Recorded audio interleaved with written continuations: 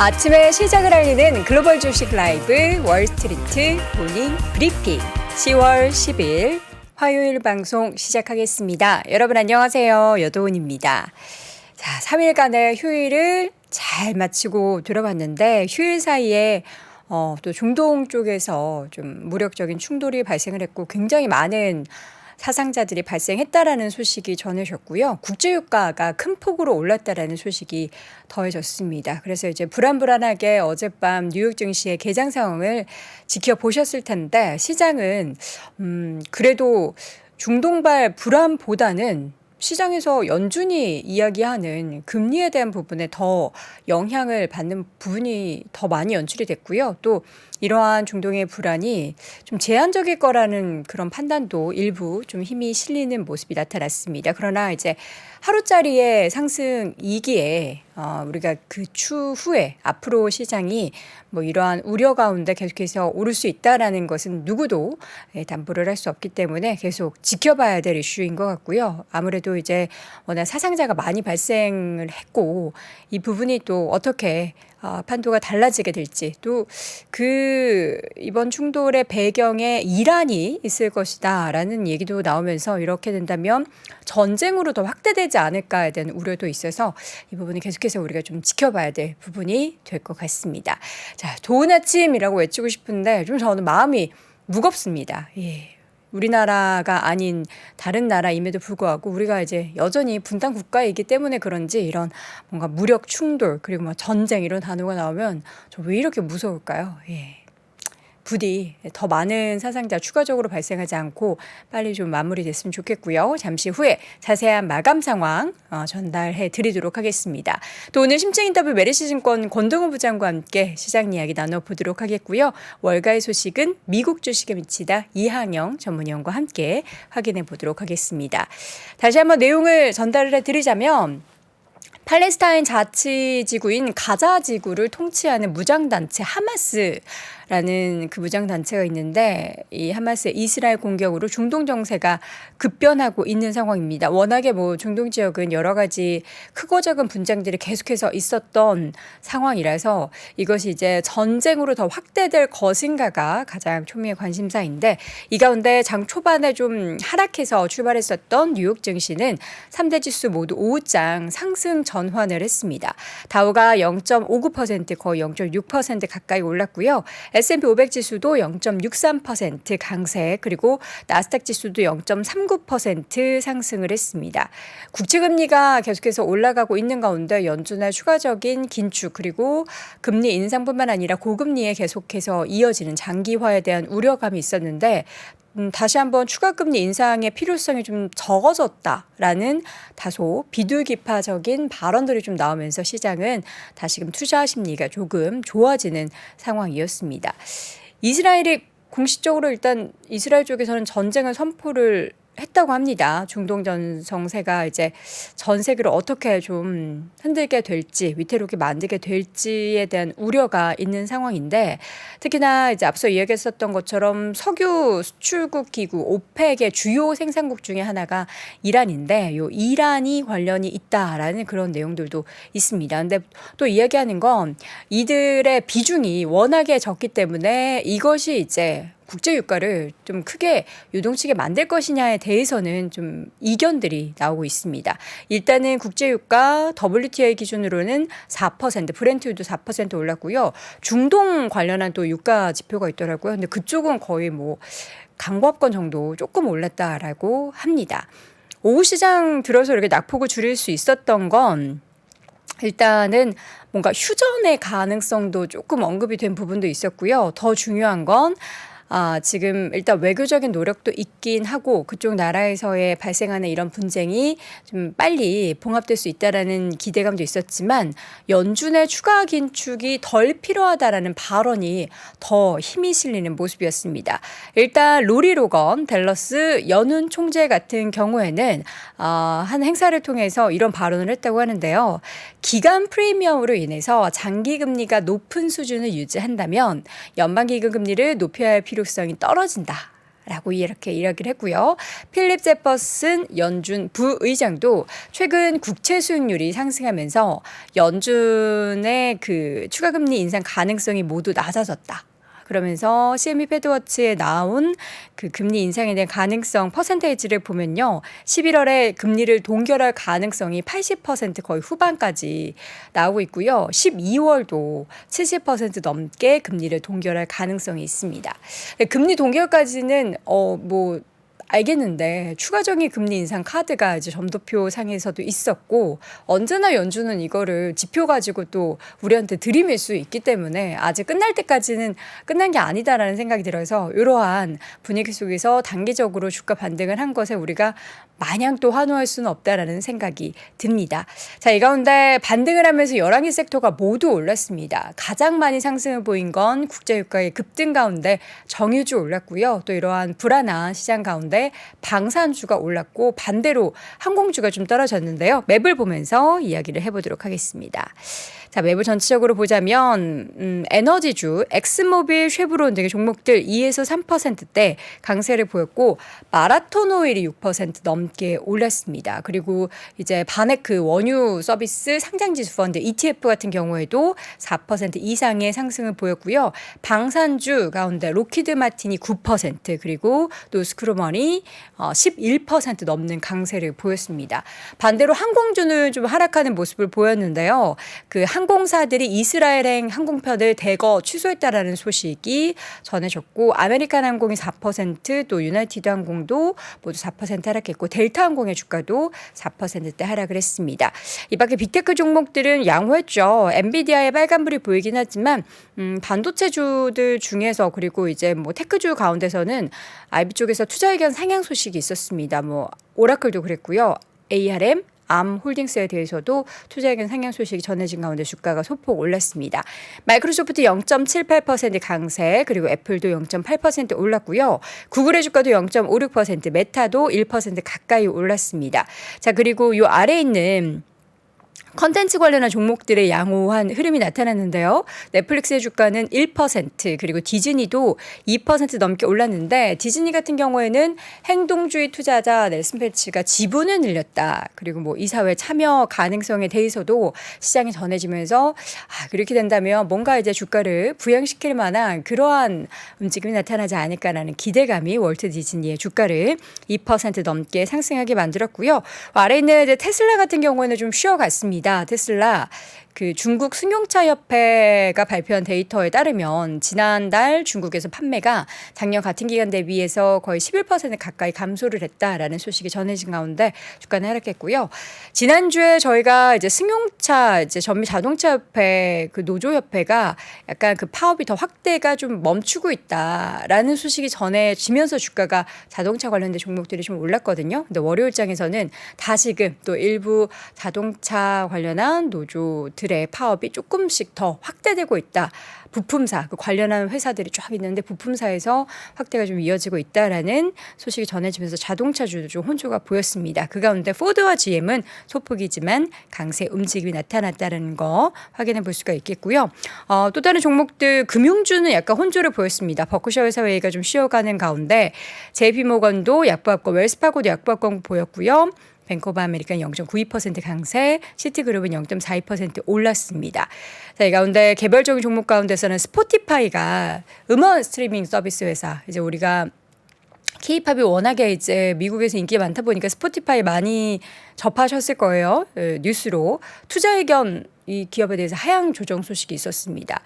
오디오북에 대한 출시 그리고 그에 따른 마진 확대를 굉장히 기대했는데 그 시장이 기업이 예상하는 것보다 좀 낮을 것이다라는 그런 분석과 함께 또 오디오북 하면 또 아마존을 빼놓을 수가 없는데요. 아마존과의 경쟁에 대한 언급을 하면서 스포티파이에 대한 목표 주가를 하향 조정을 했다라는 부분도 함께 체크해 볼 수가 있겠습니다. 이제 뉴욕 증시 관련해서 지금 밤 사이에는 어쨌든 오후장 상승 전환을 했는데 여기에 대해서는 이 지정학적 리스크가 불러온 긴장이 언제금 다시 더 그 피치를 올리고 내리고 하는 것을 가늠할 수 없기 때문에 조금 더 지켜봐야 한다.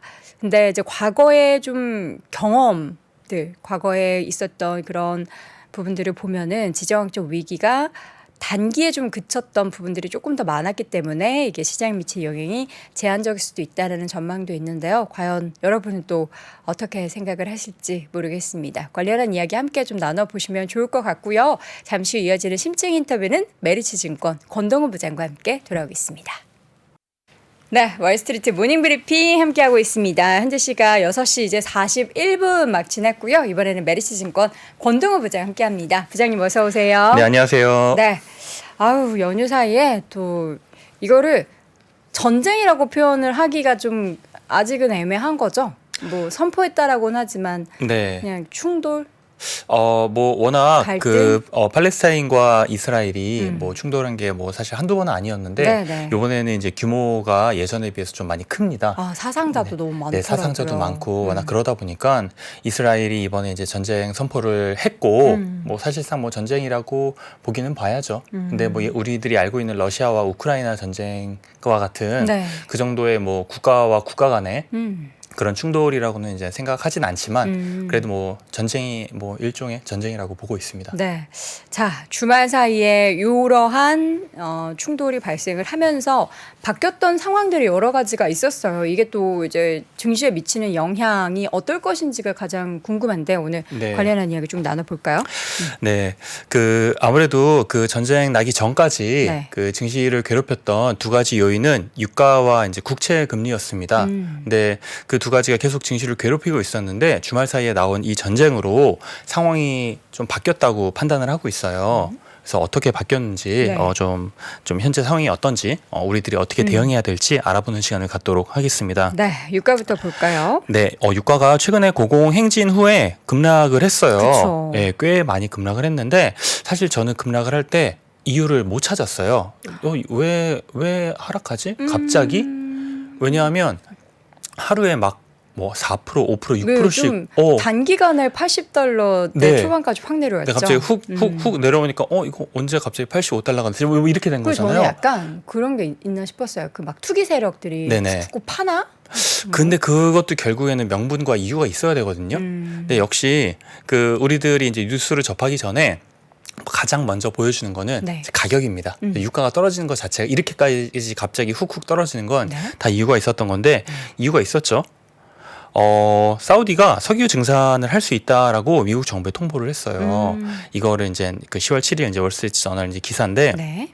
현재 상황이 어땠냐면 미국과 이스라엘과 사우디가 셋이 이제 수교를 하면서 그때 이제 사우디가 이제 석유 증산할 용의를 비쳤는데 네. 왜 비쳤냐면 아무래도 미국과 이스라엘, 사우디가 수교를 하면서 미국도 받을 게 있고 사우디도 받을 게 있잖아요. 사우디 어쨌든 이거를 지금 만들기 위해서는 약간 의회의 동의를 좀 받아야 돼요. 네.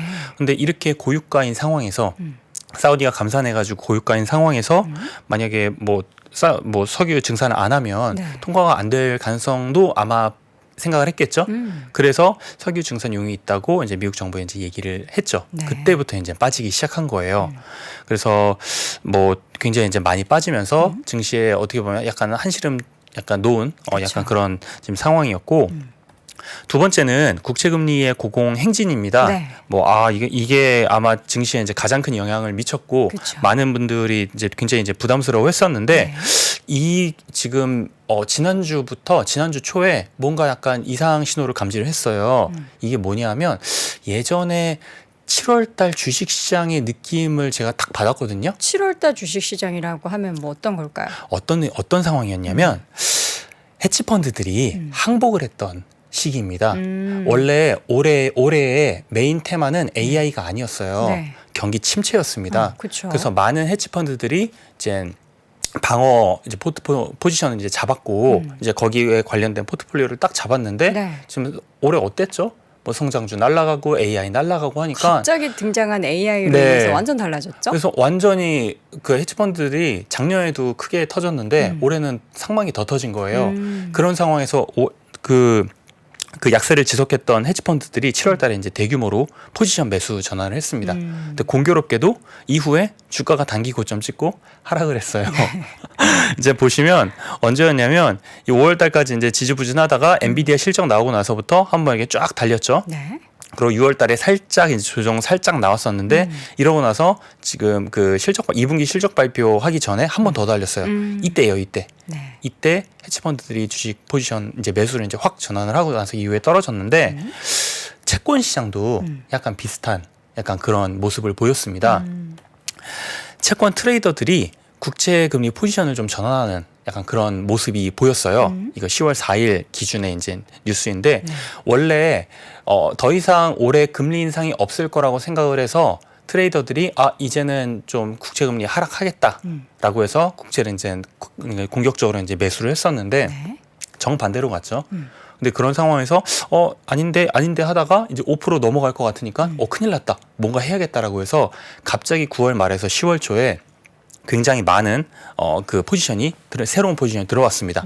이게 결국에는 이제 5% 이상 금리가 올라갈 수 있는 가능성에 대해서 그 풋옵션 계약을 체결을 한 거예요.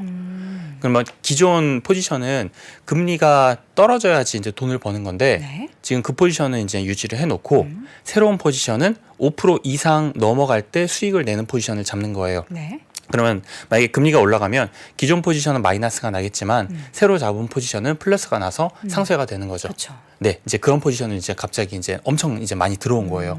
그게 9월 말부터 10월 초까지 네. 아주 많이 들어왔고 어떤 포지션은 10년 만기 수익률이 올해 말까지 8%까지 오를 수도 있겠다라고 네, 포지션을 지금 잡은 거예요. 그러니까 이게 뭐냐면 어디까지 오를지 감이 안 오는 거예요. 그렇죠. 뭐 지금 7% 얘기하고 네, 있으니까. 이게 결국에는 포모고 이제 항복을 한 거죠. 와, 이러다 내 포지션 이제 다 큰일 나겠다 싶어서 네. 이게 7월 달 주식 시장과 이번 9월 말 10월 초 채권 시장이 좀 비슷하게 움직였고 제가 이제 약간 비슷한데라고 이제 생각을 했었던 거죠. 네. 그래서 국채 금리가 10월 4일 날 고점을 경신을 했어요. 그렇죠. 아마 들어왔던 시기가 요 시기인 것 같아요. 채권 트레이더들이.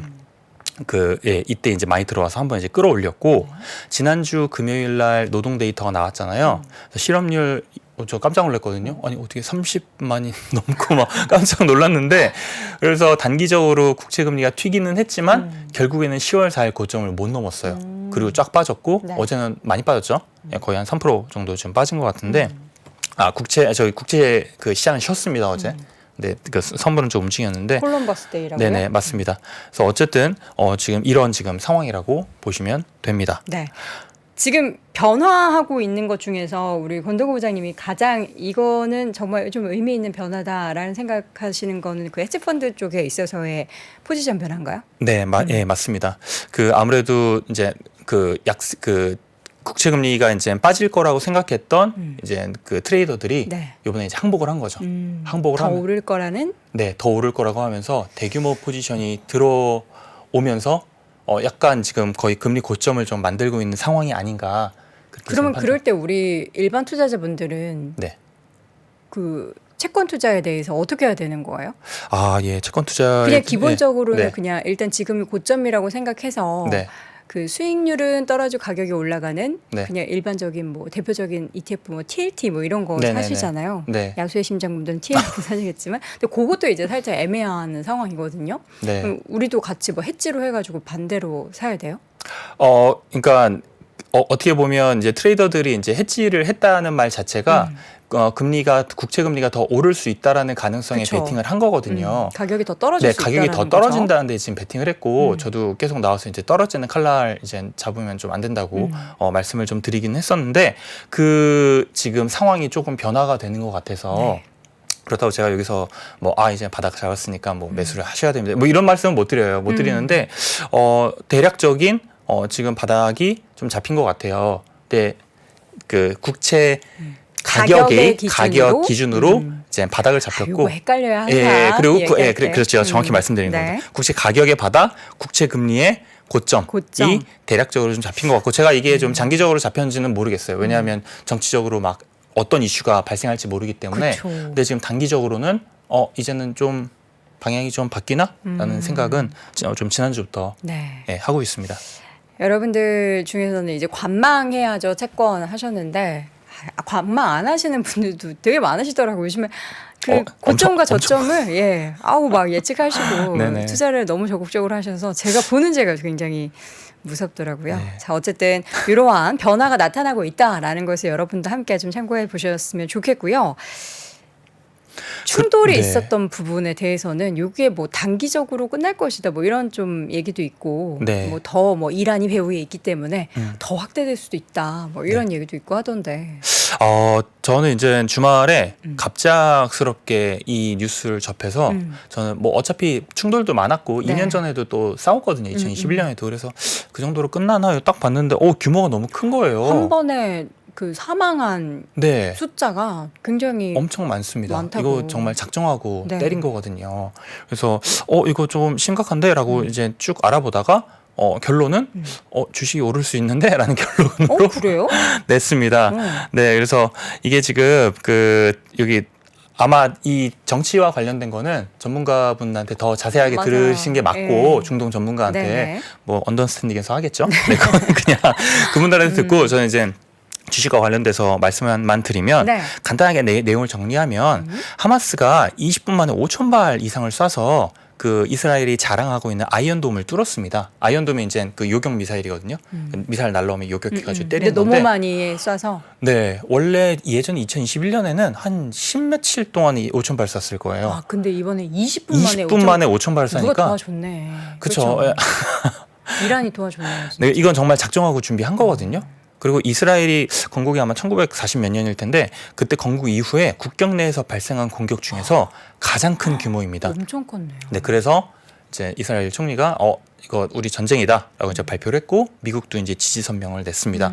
그래서 뭐 먼저 말씀을 이제 하셨겠지만 하마스 이제 팔레스타인이라는 지역에 있는 무장 단체가 이제 하마스죠. 하마스 뒤에는 이제 이란이 있고 이스라엘 뒤에는 미국이 있는데 최근에 어떤 일이 있었냐면 앞에서 말씀드렸잖아요. 네. 사우디, 미국, 이스라엘 수교 준비 중인데 그러니까요. 여기서 지금 만약에 사우디가 증상을 했다라고 하면 우리가 이란이라고 생각해 보세요. 지금 미국한테 지금 계속 제재도 받고 있어요. 석유도 수출도 제대로 못해. 근데 증산도 안 돼 사우디가. 그럼 유가 떨어지네. 플러스 되는 게 아무것도 없습니다. 그러니까 이란 입장에서는 좀 약간 안 좋은. 미국한테 화난 거를 지금 하마스 통해 가지고 이스라엘한테 푸는 거죠. 뭐 미국한테도 화났다고 봐야겠죠. 다 화났어요. 네, 뭐 화가 많네요. 예, 이란이. 이스라엘한테는 뭐 지금 아주 오랫동안 화가 나 네네. 있습니다.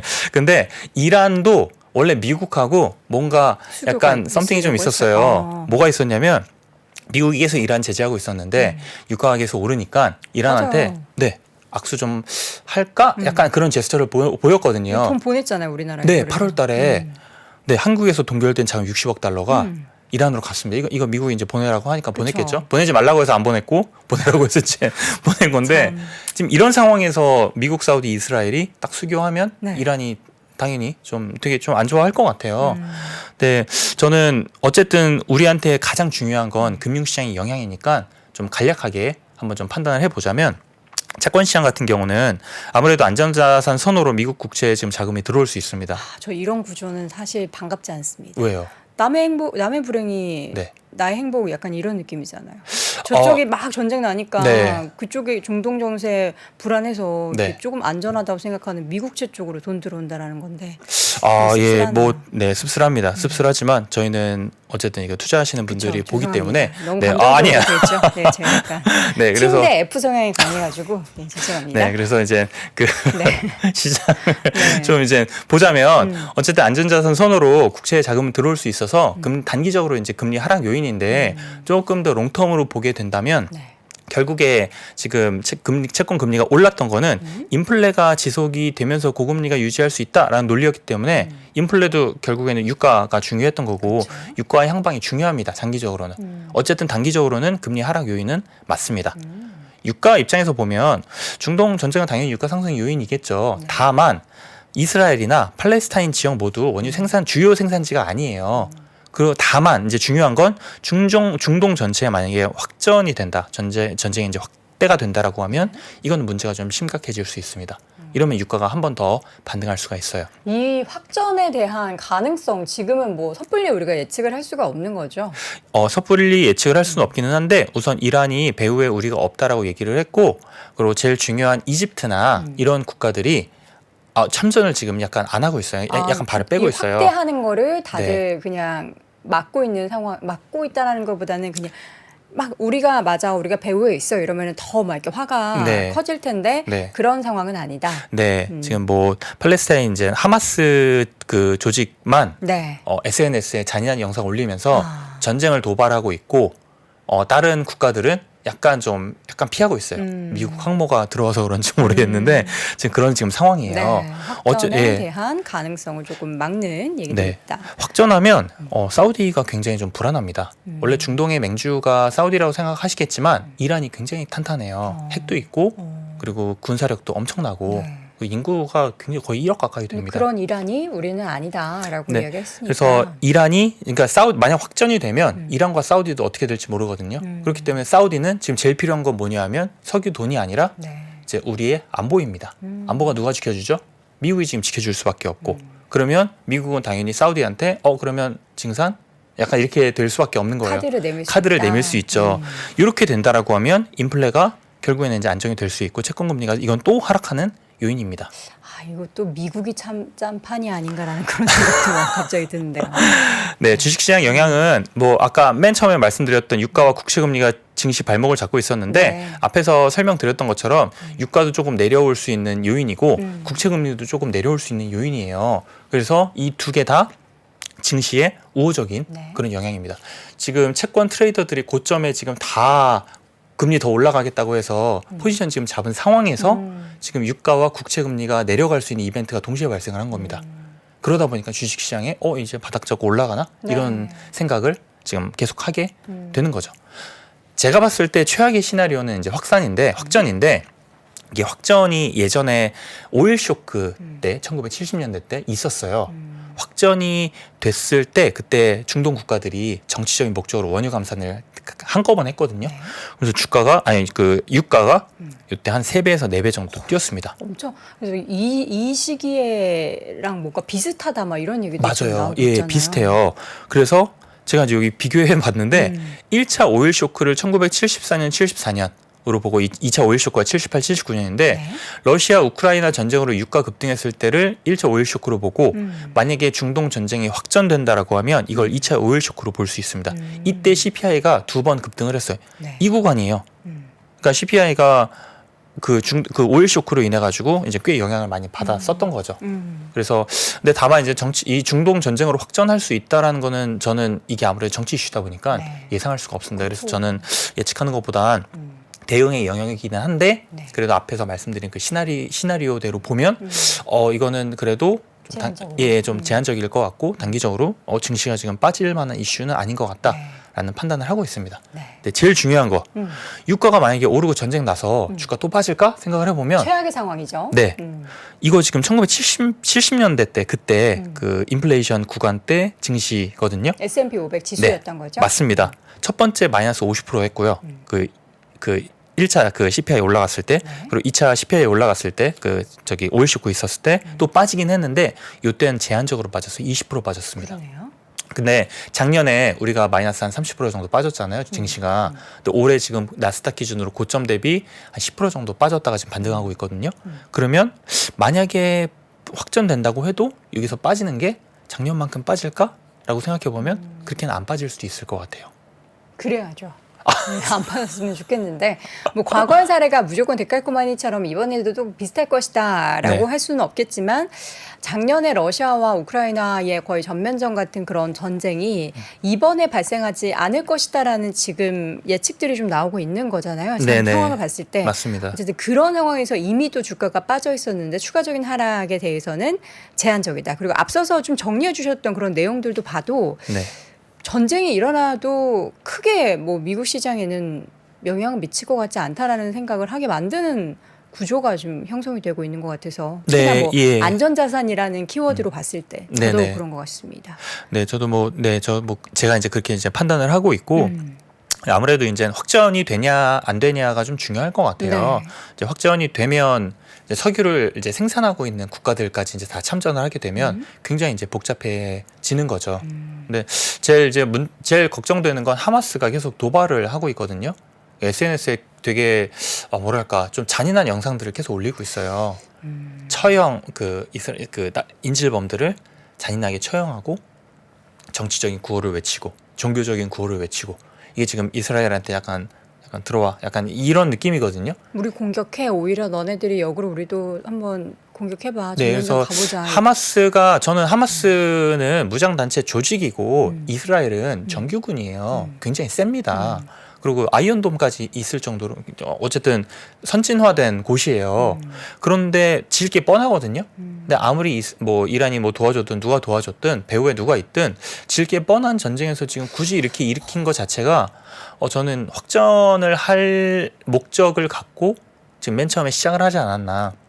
그러면 만약에 그 하마스의 뭐 계획대로 확전이 되면 문제가 되고 확전이 되지 않으면 뭐 대충 여기서 이제 끝나고 오히려 그 자산 시장에는 조금 플러스가 되는 요인이 되지 않을까, 네, 그렇게 판단을 하고 아무리 있습니다. 그냥 생각해도 네. 하마스가 뒤에 뭔가 네. 정말 뒷배가 없으면 이런 식으로까지 도발을 할 수가 없는 거잖아요. 네네. 그 앞에서 말씀해 주셨던 것처럼 그 뭐 20분 동안 뭐 5천 마를 쐈다 그런 것도 네. 어쨌든 누군가가 도와줘야 그게 그쵸. 가능한 건데 네네.